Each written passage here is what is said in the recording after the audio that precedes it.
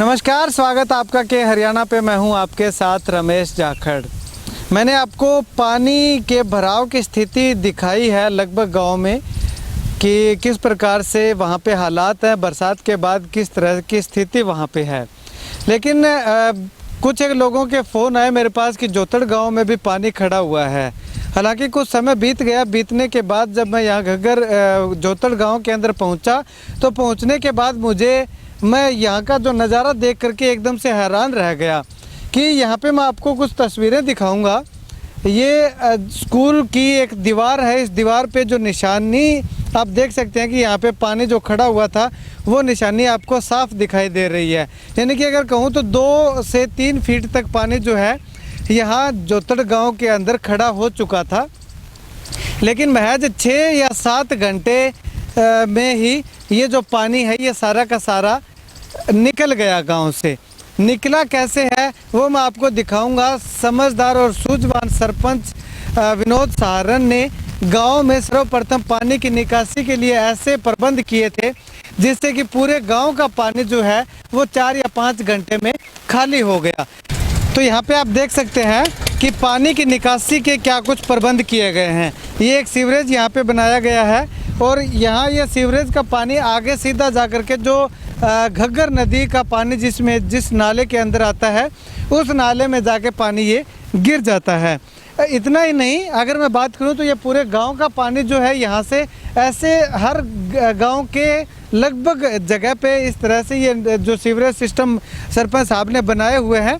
अगर इसके अलावा दूसरी तरफ मैं आपको थोड़ा सा और दिखाना चाहूँ तो ये जो इस साइड जोहड़ है, इस जोड़ में भी पानी पूरा ओवरफ्लो हो गया था। यानी कि ये पूरा रास्ता जो है, पूरी गांव की गलियां जो है वो पूरी ब्लॉक हो चुकी थी। अब ये जोड़ का पानी यहाँ से आकर के ऐसे आता है और यहाँ पे एक ये साइफन दिया हुआ है। ये पुलिया एक छोटी सी बनाई हुई है। इस पुलिया के नीचे से आगे पानी उससे सीवरेज में चला जाता है और वो पानी जो है आगे घग्गर नदी में गिर जाता है। तो ऐसे में 3, 4 या 5 घंटे में पूरे गांव का पानी जो है वो सारा खाली हो चुका है। चलिए, सरपंच साहब हमारे साथ मौजूद हैं, उनसे जानते हैं। सरपंच साहब, ये जो आपने अभी पानी निकासी का जो प्रबंध किया है बहुत अच्छा लगा, इसको सराहना की जाए उतनी कम है। तो आपने गलियां बनने से पहले इसको माइंड में सोच लिया था कि पहले पानी निकासी का करना है? सबसे पहले तो आपका धन्यवाद, स्वागत यहाँ पर गांव में।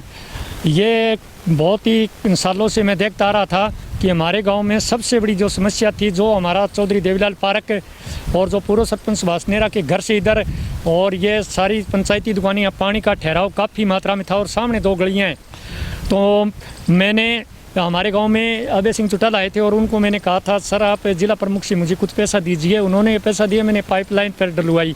अब इसका 3 से 4 घंटे में पूरे गांव का पानी घग्गर नदी में गिर जाता है। हाँ, कुछ ऐसी गलियां जहां पानी काफ़ी मात्रा में रुक जाता है क्योंकि ये गांव का निचला हिस्सा है और मैंने 1990 के बाद इतनी भारी बारिश देखी, मैं इसका बयान भी नहीं कर सकता। ये 30 से 35-50 जो आप देसी भाषा में उंगड़ कहते हैं, इतनी बारिश थी।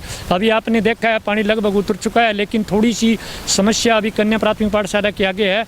अगर परमात्मा ने मौसम साफ रखा, अगर दोबारा बारिश नहीं हुई तो अब से 1 घंटे के बाद ये बिल्कुल क्लीन हो जाएगा, साफ़ हो जाएगा। हमारे गांव के खेतों में भी बहुत पानी खड़ा है, 3 से 4 फीट कई जो नीचे खेत और ऊपर के जो खेत हैं उनमें भी बहुत कटाव आया है। तो मैं पुनः ये गांव से भी मैं ये कहूँगा, अनुरोध कि आप सब मिलकर अगर ऐसी कोई दिक्कत आती है तो हम मिलकर इसकी व्यवस्था करें।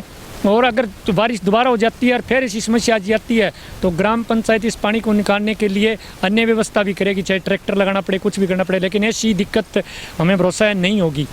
चलिए, शुक्रिया सर बातचीत के लिए। आज जो कमियां हैं वो भी सरपंच साहब ने बताई कि कन्या प्राथमिक पाठशाला है उसके आगे की जो गली है या 1-2 गलियां और है उनमें से पानी जो है निकासी का उचित प्रबंध इतना ज़्यादा नहीं हो पाया है।